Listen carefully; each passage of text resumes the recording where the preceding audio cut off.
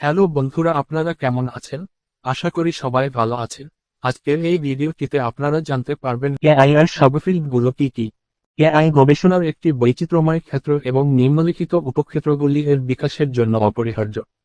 এর মধ্যে রয়েছে নিউরাল নেটওয়ার্ক, ফাজি লজিক, বিবর্তনীয় গণনা এবং সম্ভাব্য পদ্ধতি। স্নায়ুতন্ত্র যেভাবে তথ্য প্রক্রিয়াকরণ করে তা অনুকরণ করার মূল উদ্দেশ্যে নিয়ে নিউরাল নেটওয়ার্ক সংযোগবাদের ক্ষেত্র তৈরি করে। কৃত্রিম নিউরাল নেটওয়ার্ক এএনএন এবং ভেরিয়েন্টগুলি উপলব্ধি এর সাথে সম্পর্কিত কাজগুলি সম্পাদন করতে এআই এর উল্লেখযোগ্য অগ্রগতির অনুমতি দিয়েছে।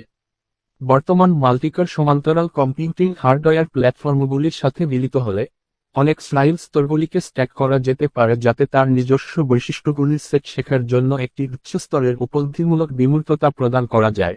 এভাবে হস্তশিল্পের বৈশিষ্ট্যগুলির প্রয়োজনীয়তা দূর করে একটি প্রক্রিয়া যা গভীর শিক্ষা হিসাবে পরিচিত।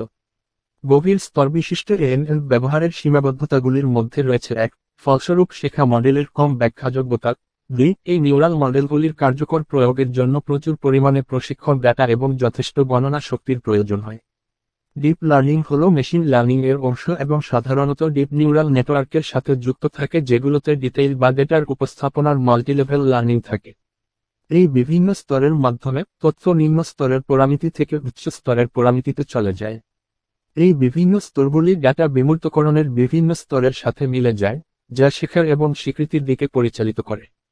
Deep neural network, deep convolutional neural network এবং ডিপ বিলিফ নেটওয়ার্কের মতো অনেকগুলো deep learning architecture computer vision, স্বয়ংক্রিয় স্পিচ রিকগনিশন এবং অডিও এবং মিউজিক সিগন্যাল রিকগনিশনের মতো ক্ষেত্রে প্রয়োগ করা হয়েছে এবং এগুলোকে কাটিং এজ তৈরি করতে দেখানো হয়েছে। বিভিন্ন কাজের ফলাফল। ফাজি লজিক তথ্যের ম্যানিপুলেশনের উপর ফোকাস করে যা প্রায়শই ভুল হয়। বেশিরভাগ কম্পিউটেশনাল ইন্টেলিজেন্স নীতিগুলি এই সত্যের জন্য দায়ী যে পর্যবেক্ষণগুলি সর্বদা সঠিক হলেও প্রেক্ষাপট সম্পর্কে আমাদের জ্ঞান প্রায়শই অসম্পূর্ণ বা ভুল হতে পারে কারণ এটি অনেক বাস্তব বিশ্বের পরিস্থিতিতে। ফাজি লজিক এমন একটি কাঠামো প্রদান করে যেখানে তথ্যের সাথে কাজ করা যায় পর্যবেক্ষণের একটি সেটের উপর অসম্পূর্ণতার একটি স্তর অনুমান করে, সেই সাথে একটি শেখা মডেলের ব্যাখ্যাযোগ্যতা বাড়ানোর জন্য কাঠামোগত উপাদানগুলি। এটি এআই পদ্ধতিকে আনুষ্ঠানিক করার জন্য একটি কাঠামো প্রদান করে, সেই সাথে ইলেকট্রনিক সার্কিটে এআই মডেলগুলির একটি অ্যাক্সেসযোগ্য অনুবাদ। তবুও ফাজি লজিক নিজে থেকে শেখার ক্ষমতা প্রদান করে না, তাই এটি প্রায়শই অন্যান্য দিক যেমন একটি নিউরাল নেটওয়ার্ক, বিবর্তনীয় কম্পিউটিং বা পরিসংখ্যানগত শিক্ষার সাথে মিলিত হয়। বিবর্তনীয় কম্পিউটিং প্রাকৃতিক নির্বাচনের নীতি বা যৌথ আচরণের প্রাকৃতিক নিদর্শনের উপর নির্ভর করে। দুটি সবচেয়ে প্রাসঙ্গিক সাবফিল্ডের মধ্যে রয়েছে জেনেটিক অ্যালগোরিদম এবং জার্ক বুদ্ধি।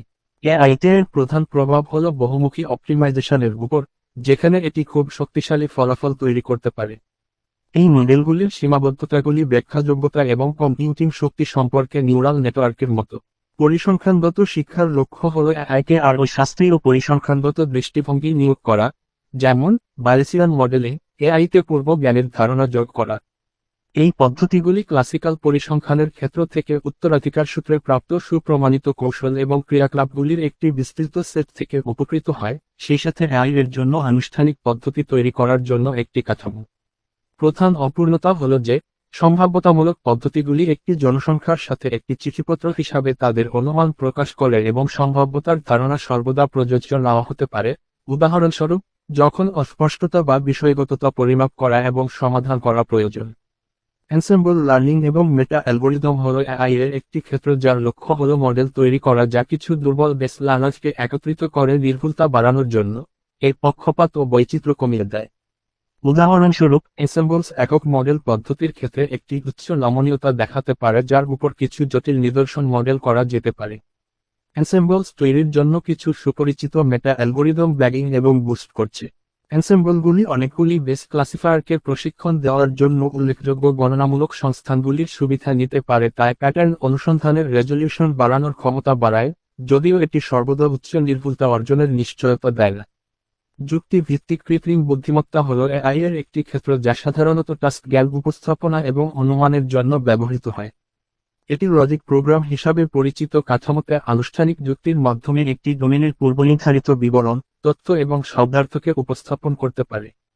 ইন্ডাকটিভ লজিক প্রোগ্রামিংয়ের মাধ্যমে হাইপোথিসিসগুলি পরিচিত পটভূমিতে প্রাপ্ত করা যেতে পারে। ভিডিওটা ভালো লাগলে অবশ্যই লাইক দিবেন আর আমার এই নতুন চ্যানেলটি সাবস্ক্রাইব করে দিবেন। আর এটা বিলকুল ফ্রি। ভিডিওটা শেষ পর্যন্ত দেখার জন্য ধন্যবাদ।